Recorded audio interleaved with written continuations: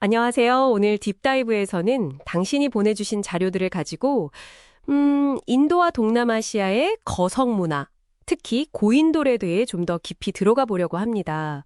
아니, 왜 수천 킬로미터나 떨어져 있고 또 수천 년 시간 차이가 나는데 비슷한 돌구조물들이 나타나는 걸까요? 이게 참 미스테리예요. 유럽과는 다른 아시아만의 이야기가 있을 것 같은데, 그걸 파헤쳐 보는 게 이번 딥다이브의 목표입니다. 네, 맞아요.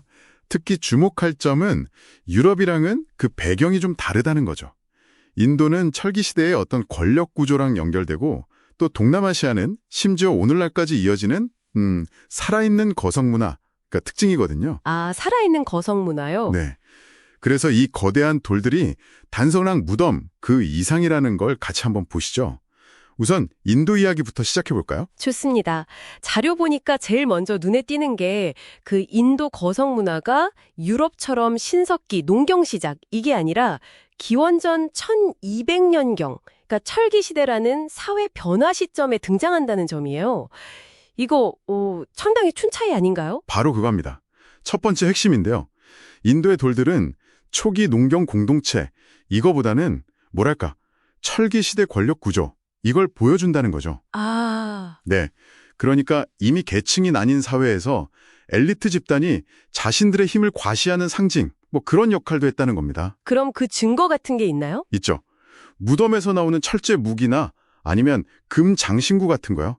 이런 부장품들이 그걸 뒷받침해요.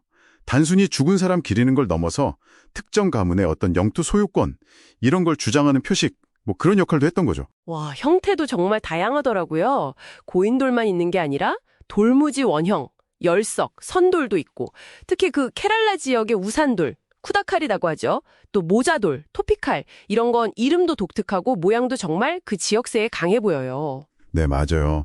그리고 인도 북동부 나가족의 공적향연이라는 사례가 있거든요.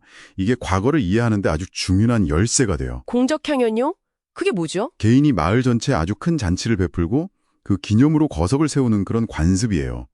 이걸 보면 고대 엘리트들이 꼭 강압적으로만 한 게 아니라 어떤 명예나 사회적 지위를 통해서 대규모 노동력을 동원해서 이런 기념물을 만들었는지 그 과정을 생생하게 엿볼 수 있어요. 아, 그러니까 잔치를 열어주고 그 대가로 돌을 세우는데 참여하게 했다. 뭐 이런 건가요? 그렇죠. 일종의 사회적 교환인 셈이죠.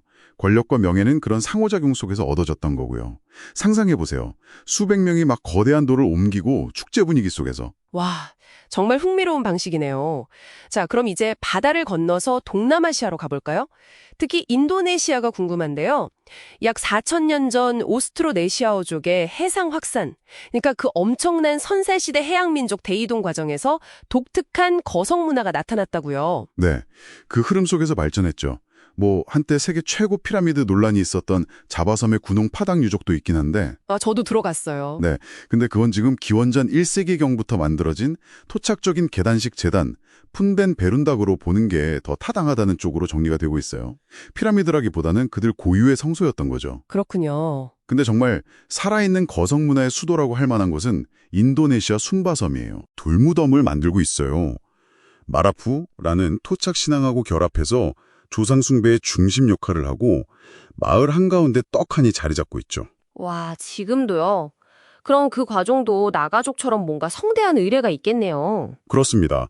수년에 걸쳐서 거대한 돌을 옮기고 수백 마리 동물을 희생하는 엄청난 잔치를 벌여요. 근데 여기서 정말 놀라운 점이 있어요. 당신이 주신 자료 중에 가중수 교수님 연구가 언급되는데 네네, 봤어요. 한반도 고인돌이랑 유사하다는. 맞아요. 그 순바섬 무덤 형태 일부가 한반도 고인돌, 그러니까 계속식, 바둑판식, 심지어 탁자식하고 놀랄 만큼 비슷하다는 거예요. 네? 그 정도라고요? 아니, 그럼 이거 직접적인 교류가 있었던 건 아닐까요? 아니면 그냥 우연히? 그게 아주 중요한 질문인데요. 사실 직접적인 교류 증거는 거의 없어요. 아, 그래요? 네, 그보다는 아마 비슷한 사회적 필요, 예를 들어 지배층이 자기 지위를 과시하거나 조상을 숭배하는 뭐 그런 공통된 문제에 대해서 각자 비슷한 해결책, 즉 거석 구조물을 찾아낸 수렴 진화의 결과일 가능성이 높다고 봐요. 수렴 진화? 혹은 아주 오래전에 공통적으로 가졌던 어떤 문화적인 원형, 그게 각기 다른 곳에서 발현된 걸 수도 있고요. 그렇군요. 근데 더 흥미로운 점은 뭐냐면요.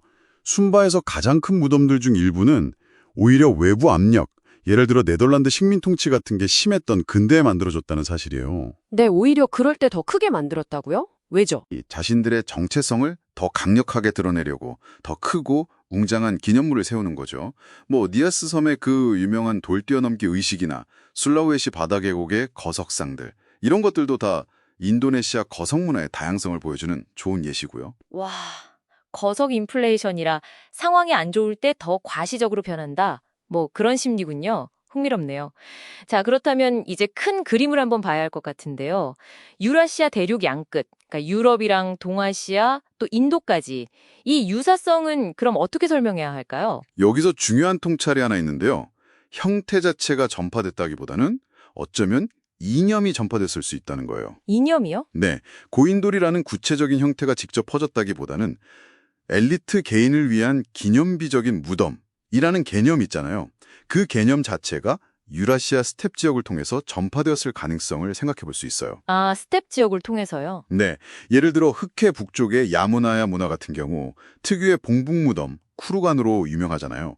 거기서 시작된 이런 엘리트 매장 이념이 동쪽으로 쭉 퍼져나가면서 인도나 동아시아 같은 각 지역의 새로운 엘리트들이 자신들의 기술과 재료를 가지고 이 이념을 구현하다 보니까 결과적으로 고인들 같은 유사한 형태가 독립적으로 나타났을 수 있다는 거죠. 아, 그러니까 아이디어는 전파됐는데 그걸 구현하는 방식은 지역마다 달라서 비슷한 결과물이 나왔다. 이것도 일종의 수렴진화네요. 그렇죠. 수렴 진화의 또 다른 측면으로 볼 수 있는 거죠. 결국 핵심은 이거군요.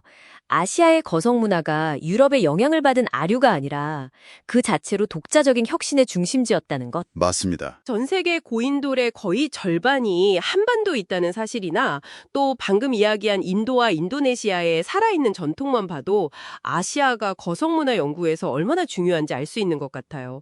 오늘 우리는 당신의 자료 덕분에 인도와 동남아시아의 거석들을 쭉 따라가 봤습니다. 철기시대 권력 구조부터 시작해서 현대까지 이어지는 조상 숭배, 또 사회적 경쟁까지 돌에 새겨진 이야기들이 정말 깊고 풍부하네요. 네, 이 거대한 돌들은 단순히 그냥 과거 유물이 아니라 정말 시공간을 넘어서 인간 사회가 어떻게 움직여 왔는지 보여주는 창과 같다는 생각이 들어요. 맞아요. 정말 역동성을 보여주는 창이죠. 마지막으로 당신께 이런 질문을 한번 던져보고 싶어요. 아까 이야기했던 순바섬의 거석 인플레이션 사례를 다시 생각해보면요.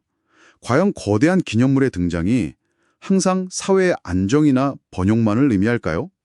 그러게요. 아닐 수도 있겠네요. 어쩌면 그게 극심한 사회 변동이나 경쟁 속에서 자신들의 존재 이유를 필사적으로 증명하려고 했던 뭐랄까 절박한 외침은 아니었을까요? 과거 사회가 왜 그렇게 많은 자원을 기념물에 쏟아부어야만 했는지 그 근본적인 이유에 대해서 한 번 더 깊이 생각해 볼 여지를 남기는 것 같습니다.